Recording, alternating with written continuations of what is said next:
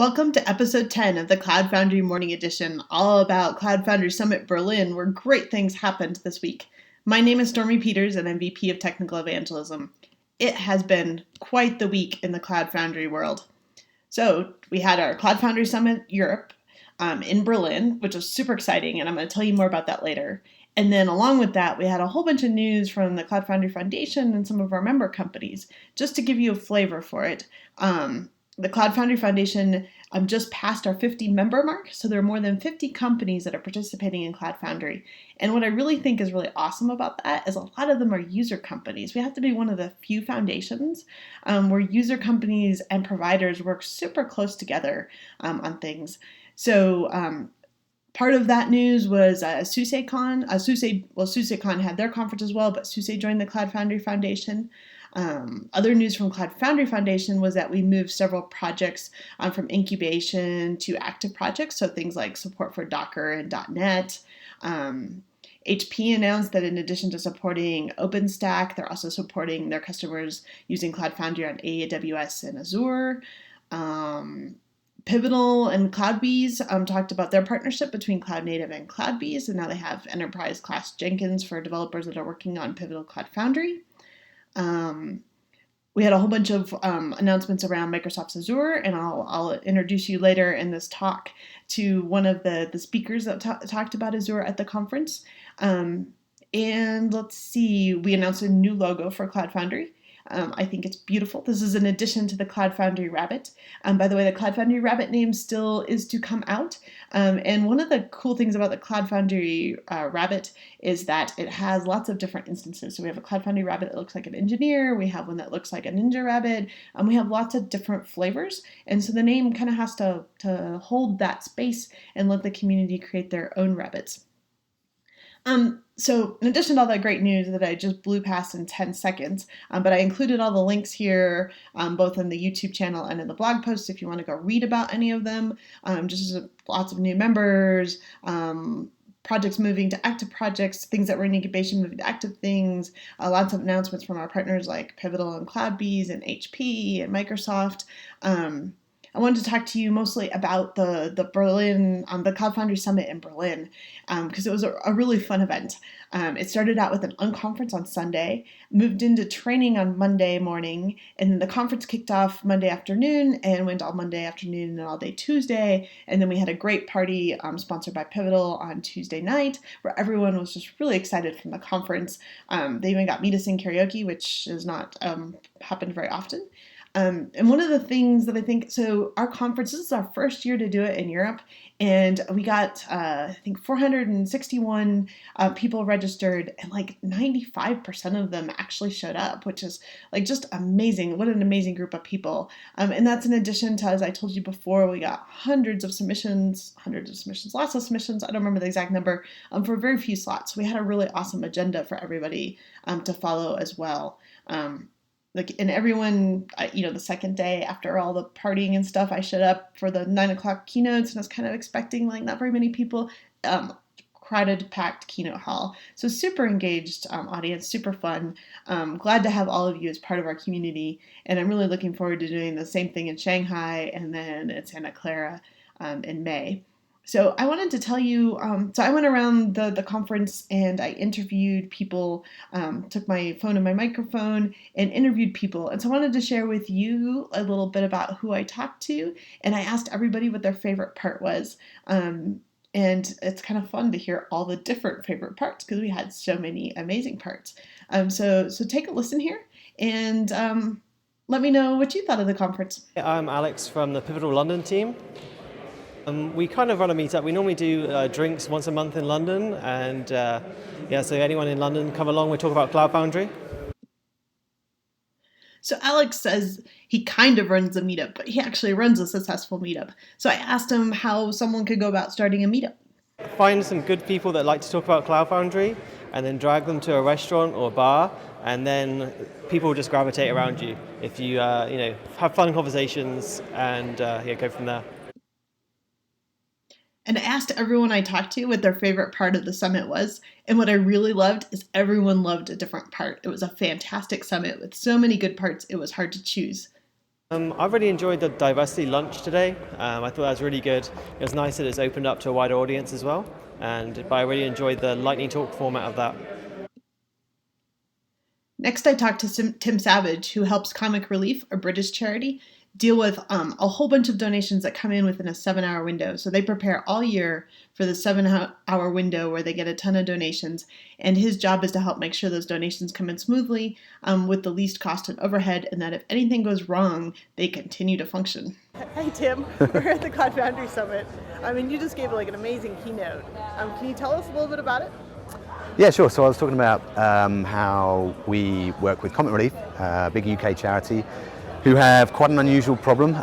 They have to take, they have a telethon events. They have to take donations over a 7-hour period. It happens once a year. We in effect flatline, have no traffic for 364 days of the year. We then peak and have to take up to 10,000 credit card transactions a second for a period of maybe 20 minutes, and then all the way back down again to zero by 2 a.m. in the morning. And that's it. And that's the problem we have to solve. And as you heard on an earlier Cloud Foundry Morning Edition, or perhaps you read it on the internet, Cloud Foundry now works with Azure. And I think I'm saying Azure wrong, as you'll see with our next Cloud Foundry Summit attendee and speaker. So my name is Kundina Palagiri, and I am a program manager in the Azure team. I work on Cloud Foundry project for the Azure. And today at the conference, I spoke about deploying your first app on Cloud Foundry app on Azure. The conference was very exciting because I got to meet a lot of potential customers and existing customers and learn about the various Cloud Foundry scenarios. Looking forward to the next one. And at your talk, what types of questions did you get? How easy is it to deploy? How many VMs do you need to deploy? What's the roadmap? What are the new things that you're going to support? Things like that. And then this brave soul, Raphael, came up and introduced himself to me, so I whipped out my microphone to ask him what he liked about the summit. He attended the training on the first day. We're going to repeat this training in Shanghai and in other places. So hear what he has to say. My name is Raphael. I work for Mendix in Rotterdam. I've been using Cloud Foundry for a couple of months. Oh, is this your first summit? Yes, this is my first Cloud Foundry Summit. And you took the training class. What stood out from the training class to you? So the training class was given by Cloud Credo, and they did a very good job. I took the one on Bosch, and we used Bosch a couple times, but they gave us lots of more information about what we were doing. We were actually more trying it out and discovering on the stack, and they actually showed us around the proper way and give us lots of useful stuff.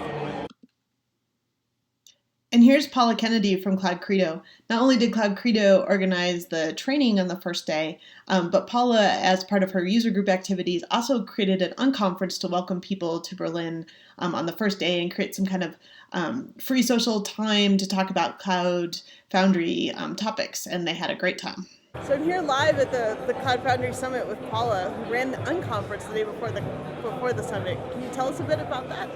Yeah, sure. So we ran the unconference on Sunday. I'm one of the co-organisers of the London PaaS user group.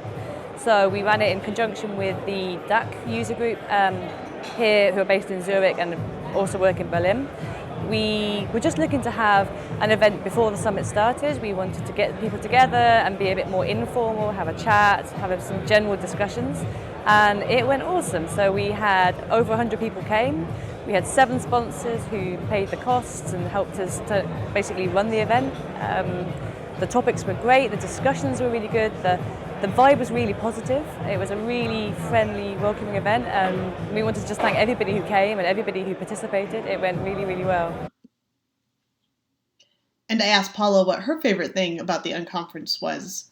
I think my favorite lightning talk was from Casey West. He talked about cultural change, and it just had some great ideas about how we should look at different people's values, and when we're working together, we should try to talk about what we agree on in our values and how we can really understand each other better. And I thought his talk was absolutely fantastic. And the unconference was super popular and a great way to start out a conference. Kind of built a lot of community before the conference even started. And so I asked Paula, how do you go about organizing an unconference, and how do you select the talks, and how does that happen? What we basically did was a kind of a format where everybody got to have a post-it note and a Sharpie, and they came up and they wrote down whatever they wanted to talk about. And then everybody who proposed the talk was given a microphone. They had to stand up and say why they wanted to talk about the topic, what their kind of vision was for that topic. And then essentially we drew a big grid on the board. We had each of the ideas stuck on the board, and then people could vote to say which one they were most interested in. We ended up running 12 separate discussions over the kind of couple of hours that we had, and people could vote with their feet. So people came along to whichever talk they liked the look of. If they didn't like it, they could leave. And we had some really interesting discussions and some really great topics that were proposed and then were discussed.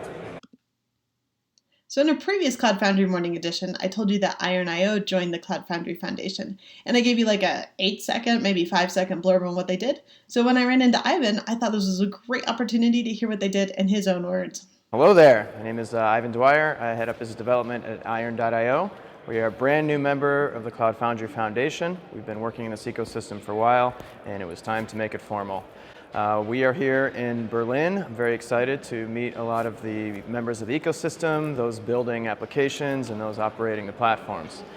We are a developer tools provider focused around asynchronous workloads. So all those things that happen in the background outside of your applications, we're the company for that.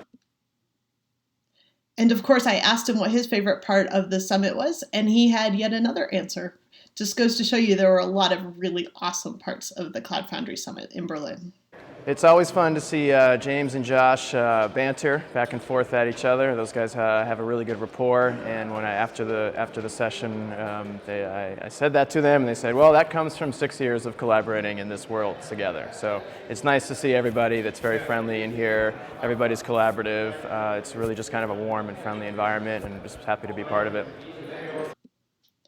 So my favorite part of the Cloud Foundry Summit in Europe, in Berlin, was getting to meet everybody in person, like a lot of people that I'd only met over email or over Google Hangouts. It was awesome to get to meet them in person and listen to what they had to say and sing a little karaoke. Great fun. But probably my favorite talk was the closing keynote, which is why probably nobody else could tell you it was their favorite talk, because I talked to people during the summit. And it was by two guys, Simon and Daniel from Springer Nature. And they gave a great talk with some great visuals. I think they were made by Daniel's wife, who's like a visual designer. And then it ended with like this skit where one was like, well, how can we do this? And one says, oh, with Cloud Foundry. And he says, oh, what about security? And he says, oh, Cloud Foundry does this. It's a great skit. So if you would like to see them talk, you should invite them to your local meetup. It would be well worth it. So that wraps up a really awesome week with lots of news and a really awesome summit. I don't know how we're going to top it next year. I'm really looking forward to Shanghai now. Super fun and a great way to meet everybody. So if you didn't make it, I encourage you to come to the next one, or you can come to Shanghai in a couple weeks, or you can come to the Santa Clara one in May. But I look forward to meeting you in person. And last but not least, a lot of the Cloud Foundry Summit Berlin behind the scenes work was due to these two wonderful women, Deb and Vanessa. They work for the Linux Foundation, and they helped us with the event. And they sat in the back, and they really didn't want to be recorded, but they agreed to be on camera long enough to tell me their names. We owe them a big round of applause. So glad to have them working with us and on our team. Hi, I'm Deb. Hi, I'm Vanessa. Thank you both. Thank you for joining us in the Cloud Foundry Morning Edition. You can find us at cloudfoundry.org, on YouTube, or iTunes, or Stitcher. I look forward to talking to you next week.